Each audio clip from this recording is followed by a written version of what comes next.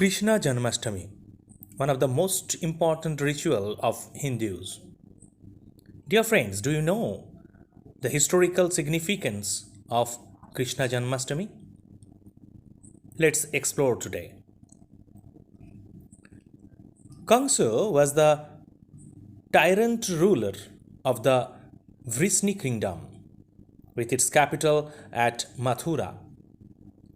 He is variously described in Hindu literature as either a human or an asura.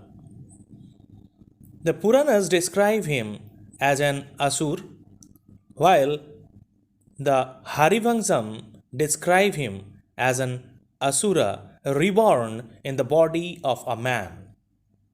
His royal house was called Bhoja. Thus, another of his name was Bhojapoti. Kongsu was born to King Ugrasen and Queen Padmavati.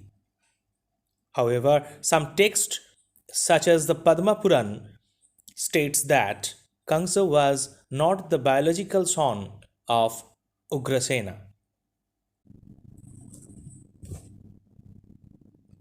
In this story, the wife of Ugrasena is seen by a supernatural being named Dramila, who transformed himself into the form of Ugrasena and inseminates her.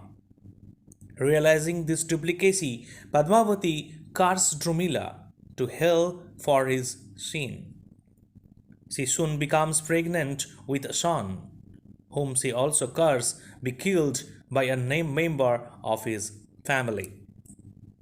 After the son is born, Ugrasena adopted him and named him Kangsha. In childhood, Kangsa was trained by the other Yadavas, who were famous warriors, along with his 8 brothers. Kangsa acquired Jarasindha's attention when the latter tried to invade Mathura. Kangsa single-handedly routed Jarasindha's army. The latter was impressed and made Kangsa his son-in-law. With Jarasindha's support, Kangsa becomes even more powerful.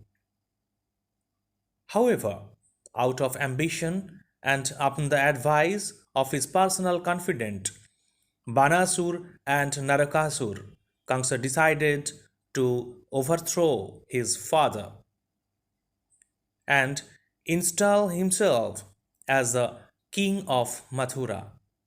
Therefore, upon the guidance of another advisor, Chanura, Kangsa decided to marry Asti and Prapti, the daughters of Jarasindhu, king of Magadha.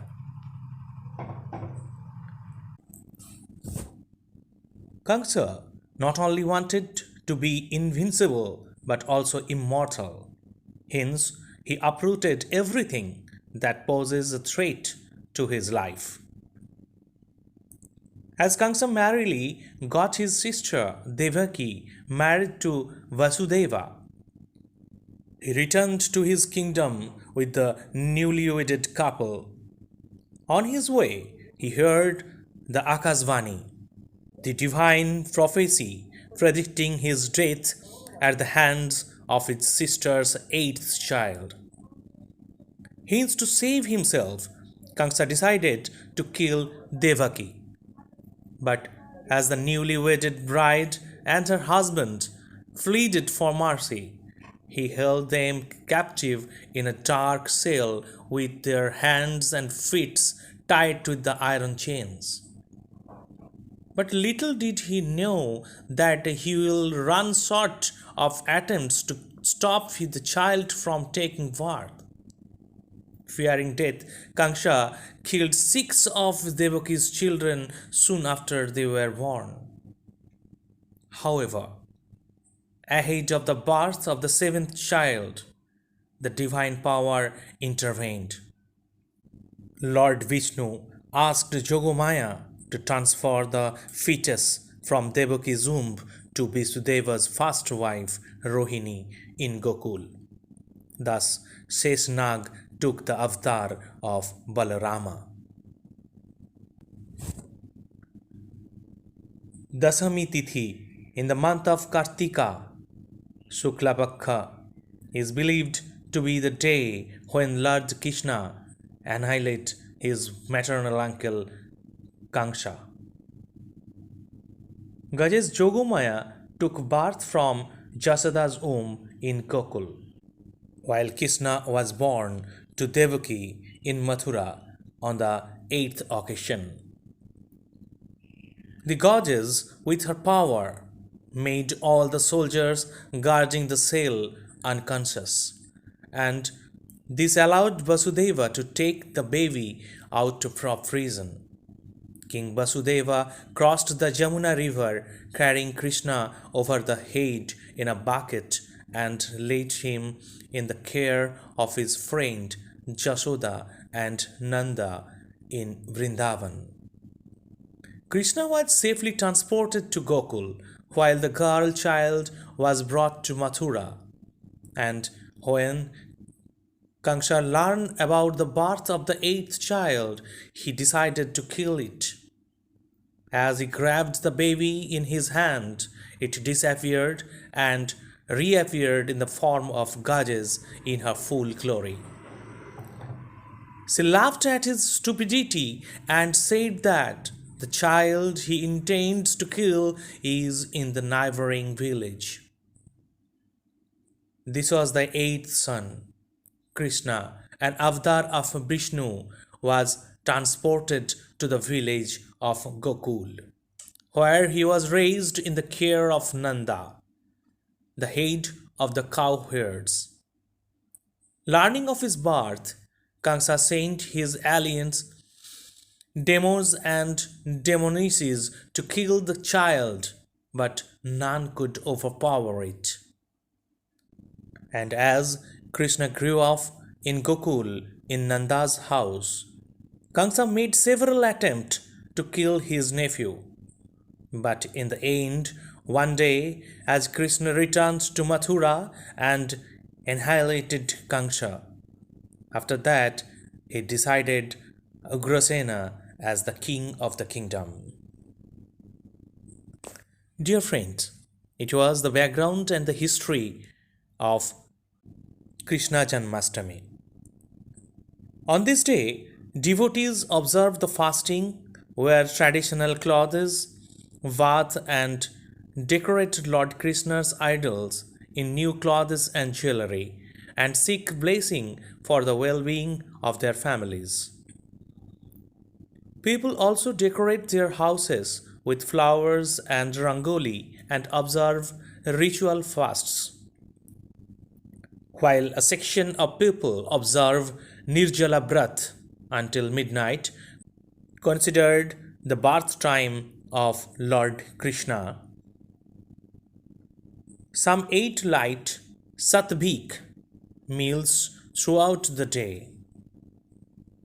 Since Lord Krishna was born at midnight, the puja for him is performed in Nishit Kal. Devotees offer Krishna's favorite makhana, white buttermilk, and curd to the idols after marking his birth at midnight.